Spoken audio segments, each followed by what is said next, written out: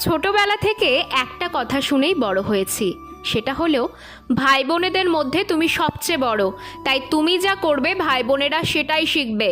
জীবনে ভালো কিছু করার চেষ্টা করো। আর হ্যাঁ, অক্ষরে অক্ষরে বাধ্যমের মতো আমিও সেটা পালন করার চেষ্টা করেছি।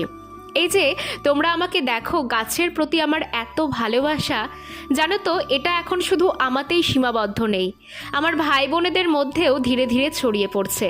তোমরা তো ঋষিকে চেনোই, ও আমাদের মধ্যে সবচেয়ে ছোট। এই 6 বছর বয়সেই গাছের প্রতি যে তার কি ভীষণ ভালোবাসা, তোমরা নিজে চোখে না দেখলে বুঝতে পারবে না। কমলা লেবুগুলো রোজ একবার করে ধরবে আর বলবে, মোমো ছিঁড়বো? আর আমি যখন বলি হ্যাঁ ছেড়, তখন বলে না, গাছের ফল গাছেই ভালো লাগছে, থাক। আমি যখন বাড়িতে থাকি না, তখন এসে গাছগুলোতে জল দেয়, আগাছা পরিষ্কার করে। এভাবেই যেন নিজের ছত্রছায়ায় ভাই বোনেদের বড় করে তুলতে পারি। ভালো থাকুক ওরা।